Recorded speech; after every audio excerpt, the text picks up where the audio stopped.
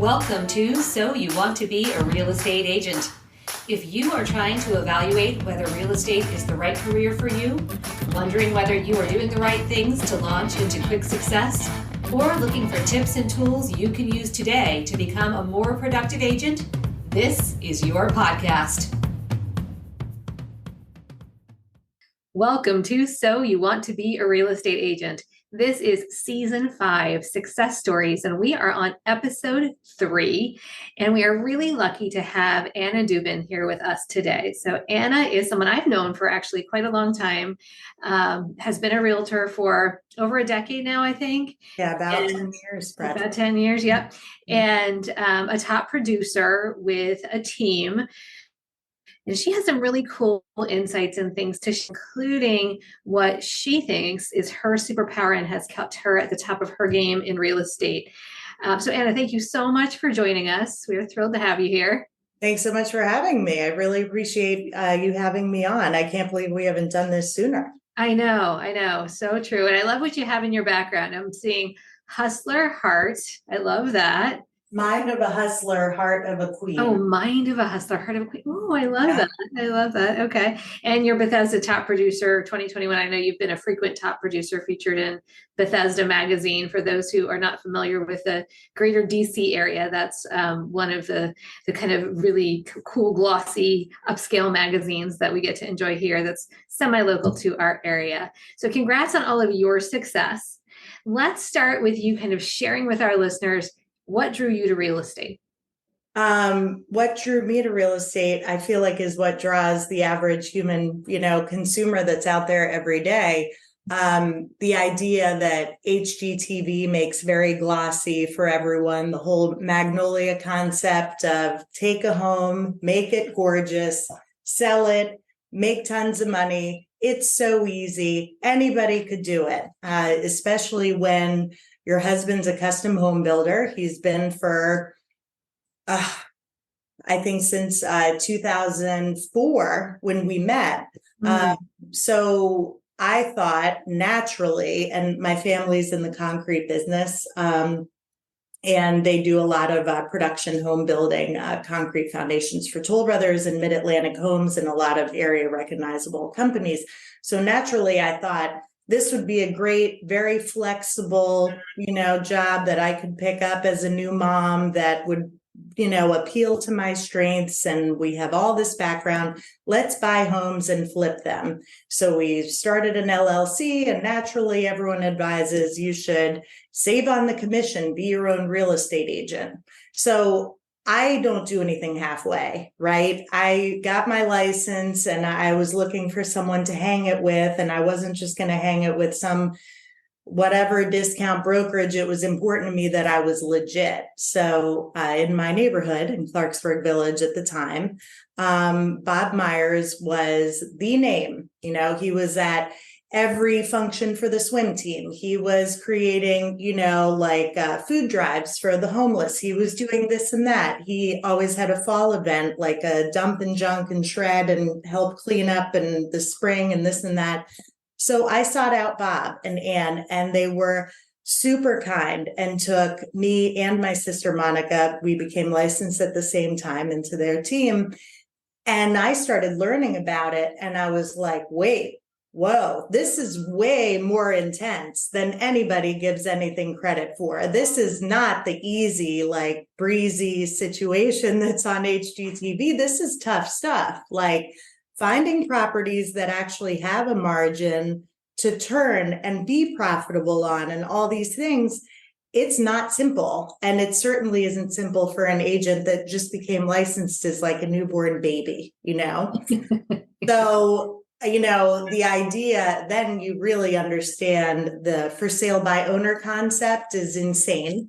The fact that, a real estate agent, it's the easiest job, open doors, collect checks, completely nuts. No, we have about 5 or 6 different professions, including psychiatrist, therapist, home renovator, expert in pricing and market conditions, all rolled into a person that is supposed to be sympathetic and hold your hand at the most chaotic time of your life.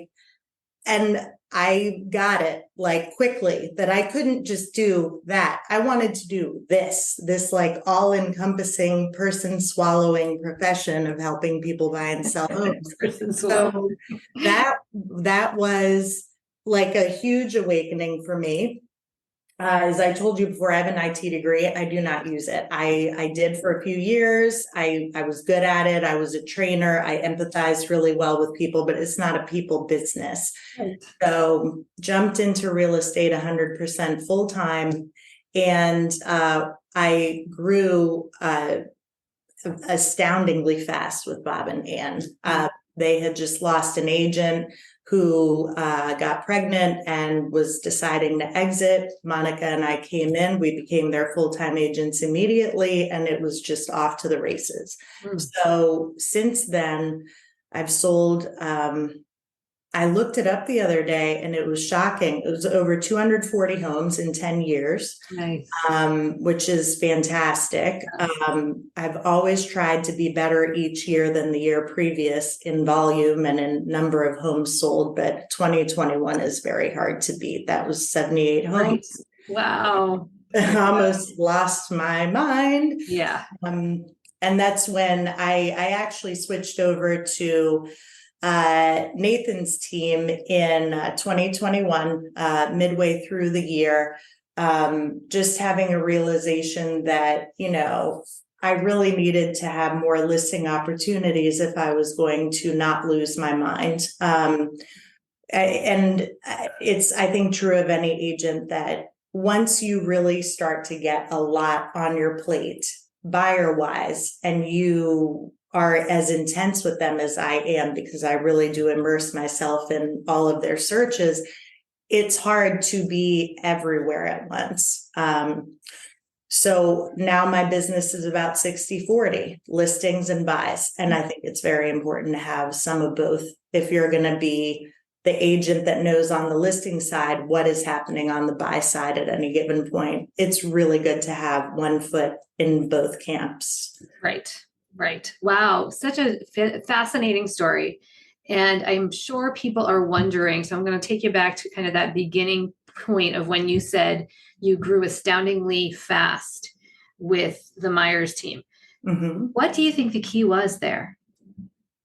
They had a really great, like, nurturing environment for a new agent. And any agent on any Facebook group, anyone that calls me, what can I do? I just got licensed. My 3 favorite words are join a team. Join a team. Do not do this alone. It will swallow you. There is a scary statistic that after the first 2 years of licensure, I think it's over 60% of agents don't renew. And that's an old statistic. I'm sure 87%. It's 87%. 87% is current. Yeah.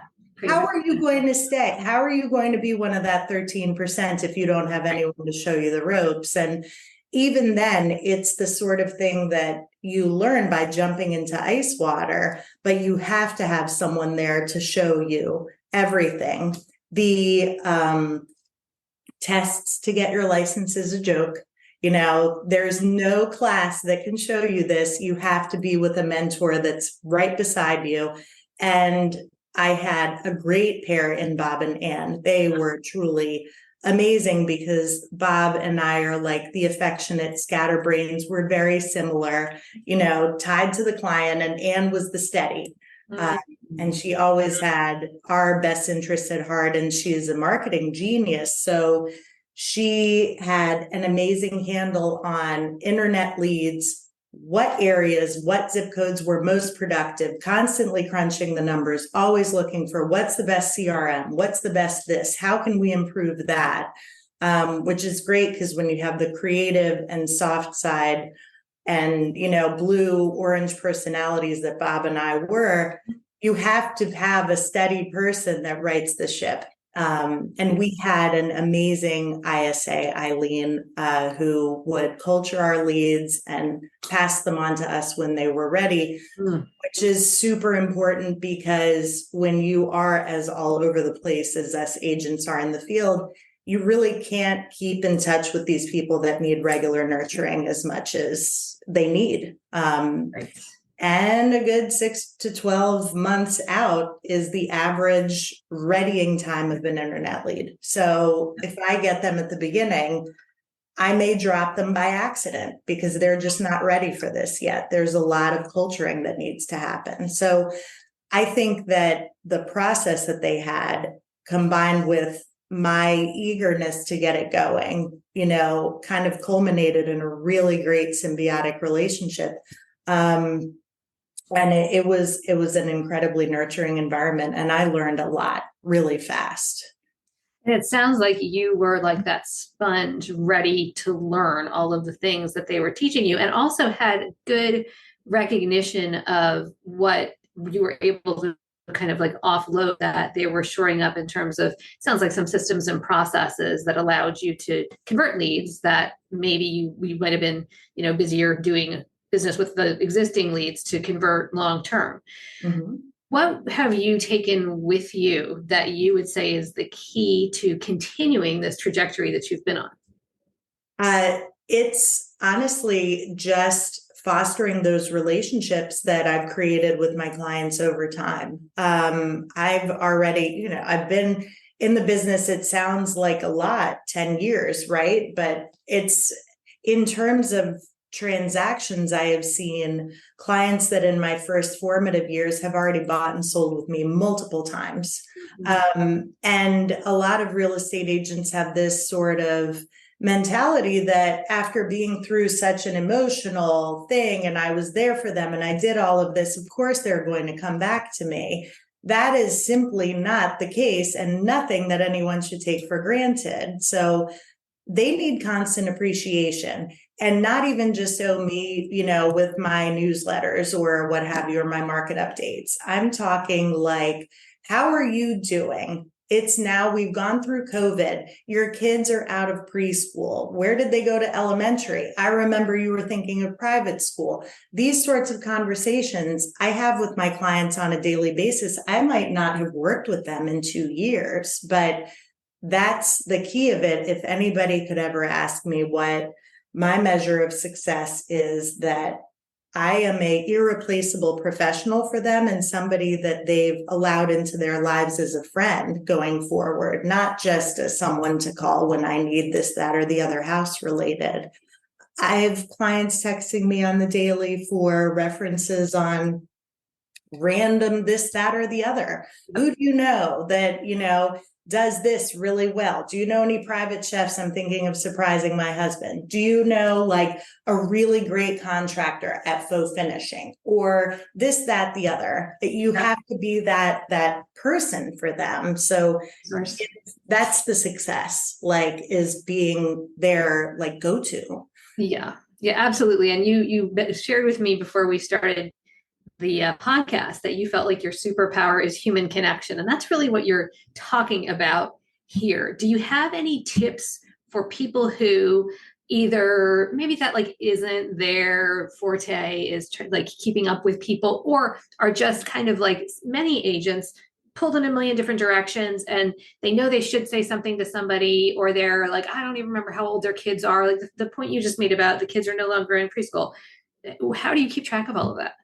Notes, 1,000,001 notes, because I am a scatterbrain and I'm all over the place. There's a million thoughts running through this head at any point in time. And something extremely valuable that I learned from Nathan, because I came to him as the scatterbrain that, I thought I was successful. I thought I had it all figured out. And I was also, just losing my mind with how busy I was. And I really craved focus as much as a creative, like, loves being creative. Mm-hmm. They do need something to keep them steady. So we in our business use Salesforce. It helps us track absolutely everything. Every note, every thought, everything goes in there. My descriptions on my clients are extensive. It allows me to be the Santa Claus. I can remember everything this way. It's super important to do this, because these are the things that stick out, driving down the road and I see a sign for, such and such restaurant is opening. And I remember a conversation that we had about, with a client about this, that, or the other, and they love barbecue. Hey, have you noticed that such and such is opening? Mm. I just passed whatever, and I thought of you. This is an organic thought. This is not a salesy thing. This is a human connection thing. Yeah. That's why it's different. I don't really feel like, and my clients come to me because they are looking for something in terms of purchasing or selling. They don't need to be sold to. They just need to be empathized with and cared for. Like, right. Yeah. And the rest will happen. There's anyone that is overtly salesy. It's not a good look. We're salespeople. I hate being sold to. It's terrible. Exactly. And the point that you make about having that organic thought, part of that comes from the ability to be focused on others, right? Like that's really what has led to your success, is your ability to be outwardly focused, because you could have been driving down the road, saw that barbecue and thought, oh, that sounds good, I'm going to go have some of that. Yeah. You automatically think of the person who you had the conversation with about barbecue. That's really something that is, I think, a superpower that clearly you bring to your business. Yeah. Now, let me ask you, when you made that transition, you talked about doing it in 2021, which when you said that, I'm like, how did you make a change in 2021 when, like, I mean, for those who weren't in real estate in 2021 and are new to this, I remember having a conversation. I was at an event actually, and the speaker said, we're expecting this kind of market to last for like another probably 48 months. And I looked at the person sitting next to me and I was like, I won't survive it. Ow. I was like, how are you going to do this? Yeah. I mean, it was barely just keeping your, all of your ducks in a row with the things you had going on, much less trying to have any kind of personal anything going on. But we knew we were like riding this wave that probably was going to come up to the shore at some point, and it did. But when you decided to make that transition, you said that you were pretty buyer focused, it sounds like, right, at that time, and you knew you wanted to focus on getting some listings. Yeah. So let me ask you, first of all, for people who are in a position where they're with a team perhaps, or they're in a situation, because we know that you love Bob and Ann, right? And that was a very positive experience for you. Tactically, how did you make that happen? So I had met Nathan and Mike, his managing partner, through our brokerage. We were in the same brokerage. We were in the same office. They control arguably a huge piece of inventory in Montgomery County. They list like crazy. Nate's been doing this since he was a child, all of that, right? But at the heart of it, I am an intensely loyal person. So I knew that with Dart Homes, there was tremendous opportunity for me because, again, Nate's been doing this since he was a kid. He's been doing real estate full-time since he left college, and he's now national motivational speaker, speaks for RE/MAX on the regular, is in several countries in a month, all over the place, right? So his focus is always real estate, but also a global focus with other priorities too. Yeah. So if you have a strong and motivated agent that has listed, and at the time, maybe my listing prowess was like 25-30% of my business, and repeat clients, right? Someone that you could potentially trust with your listings is huge for you as a team leader. So, and there was no recruitment. I basically stomped my way into that team because there couldn't be any recruitment because we're under the same brokerage. You cannot do that. Yeah. This is an opportunity I sought out for myself because for Bob, and I know that he wouldn't disagree with me, he, at the heart of it, kept his listings. His listing leads were his listing leads. Works a lot with HomeLight and other listing lead resources. Anything that came in for that was going to him. Mm-hmm. So if I'm a newer agent that's been in the business at that point, it was about 5 years. Mm-hmm. The way for me to cultivate more listings is through leads because I already have a rotational client base, but that's not enough, especially if you want to scale up. So I needed to find a home that was nurturing, that would give me the structure, that had the example of top performance. And they at the time in our brokerage, and still would be if we were still there, the top producing team, period. End of story, no argument.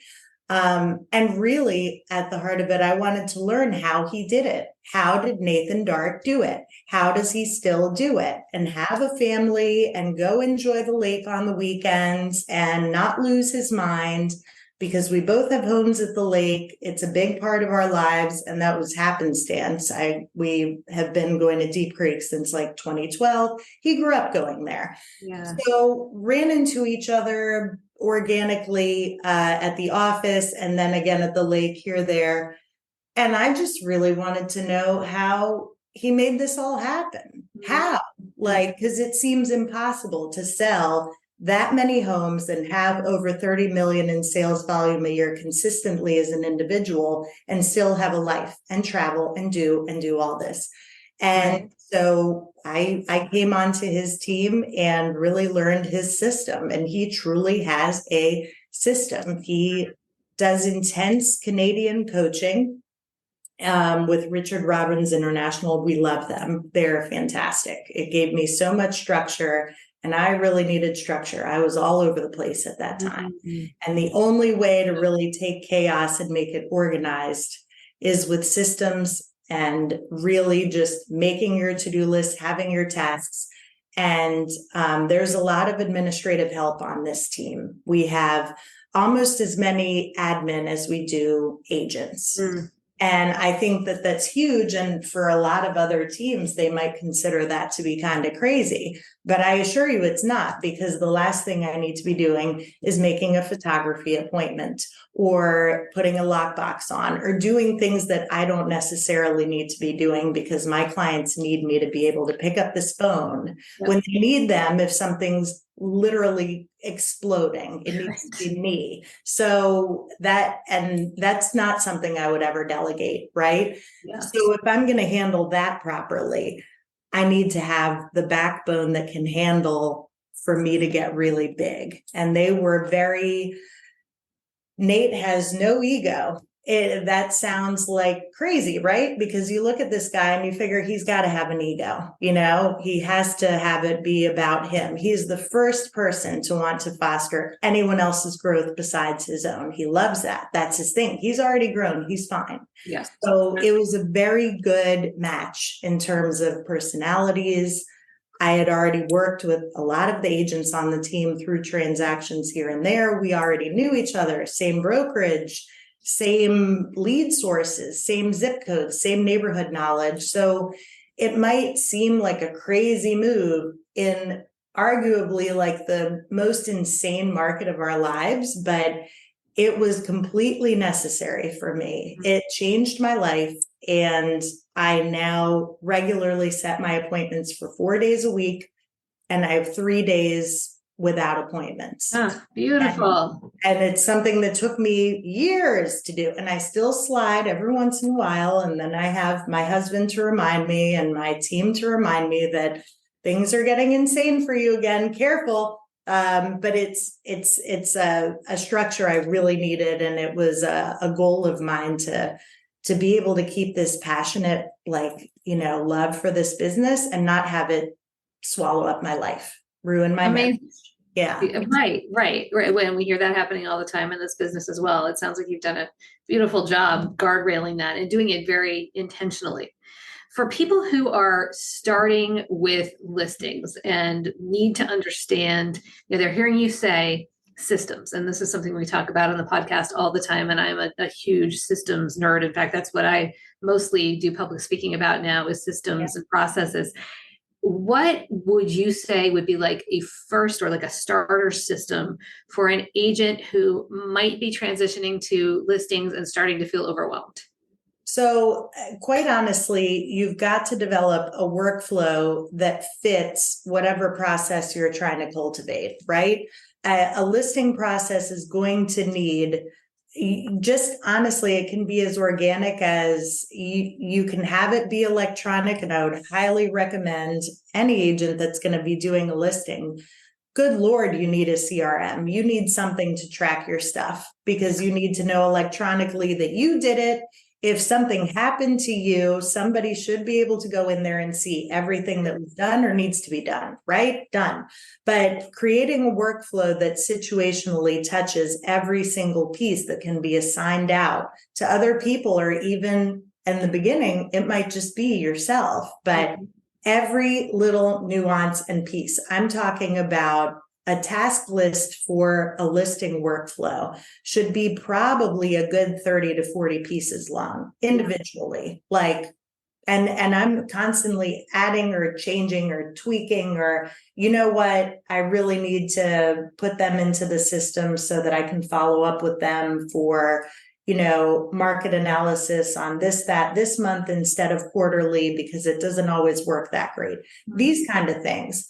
But as simply as photography appointment here, booties there, dropped off with the lockbox, choreographing your like marketing prints, who's going to take the flyers to the house. Obviously, that doesn't happen until photography is done.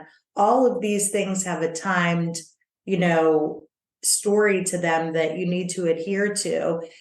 And it might seem overwhelming in the beginning, and it's overwhelming for some agents that I've spoken to that are like, how do you handle having 6-7 listings coming to the market in 1 week, which has happened for us before? It's systems. Anybody can handle it if you have a system. Like, you know what you need to do, you know what you need to get done, and just be as quick as possible and as unemotional as you can while you're doing it, the mundane stuff. And the client focus needs to be regular follow-up, period.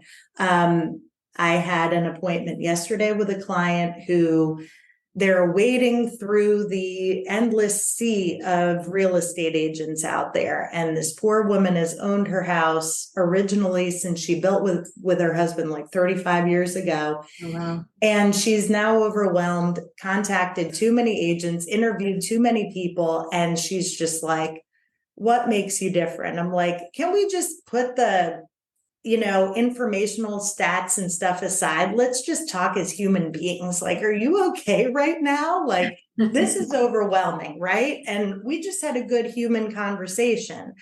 I am her listing agent as of this morning. Oh, congratulations. Thank you. This is the heart of it, right? Like, this is not, it's not all about, and some people might not be for other people. The very mathematical, statistical people might think that I'm too artistic or too too in touch with human emotion, but I assure you it carries through in the numbers pretty nicely. We do pretty well. Yeah. Yeah, I think you make such a good point. People, especially agents, sometimes newer agents, get in their own way. And, when someone asks you, well, show me your statistics, how can you differentiate yourself? And you have to have like the USP and you have to have all the stats. And agents often are like getting ready to get ready for so long because they're missing that crucial piece that you just hit on, which is that basic ability to connect as a human being. That's the piece that we were talking before too about AI, that AI is never going to be able to replicate for us. It's the piece that cuts through everything else. And it's the piece that creates the need for the client to have someone to quote unquote represent them, because we're not just representing a negotiation or a contract or numbers. We're representing a need in them to make a major transition in their lives that they need another human being who happens to be an expert in the field of real estate to walk them through. So you do that beautifully. Thank you. It's 100% important. And that's why I look at AI as a tremendous tool that's out there for us to use in terms of analyzing people's behaviors, how we could more effectively market our sellers' listings to the general public, how we can find and seek out those buyers for them, all of that. I mean, it's amazing and limitless what you can do, but it will never, ever replace, like when a client comes to me, tears in their eyes, and they have to sell their parents' longtime family home. Everyone was raised in this home. Everyone loves it. And they're so clouded with emotion that they can't figure out, how am I going to clear this out? What do I need to do to effectively sell this? Please help me. That the AI will never replace a person's knowledge in that regard. Never. It's not for me at all. Right, right. I think if you employ it to create efficiencies in your business, just like a system or any other kind of tech can do for you if employed properly, it's great. But right, we're not replaceable in that very basic human way. All right, I want to ask you one more question. I can't believe we're like almost at that 30-minute mark already. I told you it flies by. It flies. Yeah. So, what is it that you would tell an agent who is, feeling like they're in this challenging market right now, and perhaps, and we touched on this a little before the podcast too, feeling like distracted by the state of what's going on in the world or the economy, or you log into anything, and it's so funny. I was just two different places, the dentist and just like out in the neighborhood, and people are like, oh, interest rates, and like, you hear all of this negative talk in the media, which is how the media captures our attention. But what do you say to people who are just like trying to keep their head above water in a market like this and really want to grow? Yeah, there's a few things, honestly. I mean, it's really important. And I think that a lot of agents, that COVID time for us was really nuts. The average real estate year pre-COVID was, height of the spring, rah, rah, rah, busy summer, potentially busy fall, a nice break between Thanksgiving and New Year's where nobody really does anything. We had normal lives, and those normal lives were totally disrupted by full tilt, 1000% on for over 2 years, right? So we forget how it was before. It's so important for us to go back to how it was before. When I became an agent, it was 90 days on average for like a property to sit. Selling on a 22-day average was the Myers team average, and that was amazing at the time because we were way ahead of the curve. But anything that sits on the market now for 27 days is, oh my God, that's clearly overpriced. It doesn't have multiple offers. The sky is falling. The world's on fire. Everything's a disaster. Yeah. Like, we have to get back to before, where making normal client connections on a regular weekly basis and making sure they're well taken care of and normal follow-up is the heart of the business. And not something we had to do when things were just falling out of the sky, falling into our laps. Agents that became agents during that time frame are unfortunately facing an uphill climb because they truly have no idea what it takes to become a real estate agent, know? Yeah. Any agent that's a veteran from times before, or the agents that were like agents before 2008 and saw that whole thing, like, that's truly being a real estate agent for the long term. So it's just being realistic, can't expect everything to just gel. The average client connections that you need to make with someone for them to be your client, take them from 2021 and multiply them by 20, 30 times. Your efforts need to be super multiplied now. Everything that we did before, our efforts they need to be triplicate, period, to keep the same level of business going forward. And the whole the interest rate thing, don't even get me started. It actually creates a great opportunity as far as I'm concerned, because finally we have a stall in the market, perceived stall, because we have less than a month of inventory, or less than a month and a half of inventory at any given point. A sexy listing will go in a weekend if it's appropriately priced with a fight, still has a fight at 8%. So there's no reason to panic or change our outlooks, because there's still people that will always need to buy in our area. We're very fortunate to be in this bubble of an area where people always need to buy, sell, come into this area, right? So you just need to focus your efforts, remind everybody that this is actually great. We're not going to be fighting against 15 or 20 people. We might be fighting against 3, 4, 5. We're not going to be going up as high in price, because every move we make in price is a huge ripple in terms of payment. So this is the time to secure your house if you can find it. If you love Barbara Corcoran as much as I do, I think she's the freaking queen. She just came out and said last week what I feel like I've been saying all along. high interest rate time is the best time to buy. Why? Because we're not going 6 figures over list price anymore. We keep that price forever. We can always renegotiate the loan. Yes. Please. Like, nobody talks about that. And yeah, it's challenging. Yes, it sucks. I get it. I just broke down a payment the other day, $400,000. And putting down 5% conventional is now in Germantown for a townhouse with an average HOA, $3,300 a month. That seems insurmountable. Why would we do that? Because we're investing in ourselves and having an interest rate deduction at the end of the year. Do you want to keep renting forever? No, it's never a good idea. So well said. Oh my gosh, great perspective, and so much that anybody listening can take and translate to the audience that they serve so that they can see some like the true light that is in this market right now, rather than all of the darkness the headlines try to put out there. Man, Anna, you have been a light to have on the show. Thank you so much for all you shared. It is no surprise why you are as successful as you are. You bring a unique perspective and energy and, a customer service focus that's really refreshing. So I really thank you for doing this. And I know our audience has gotten a lot out of it. And you are licensed in Maryland, DC, and Virginia? Yep, triple licensed. Okay. Yeah. And if people want to find you, how can they reach out?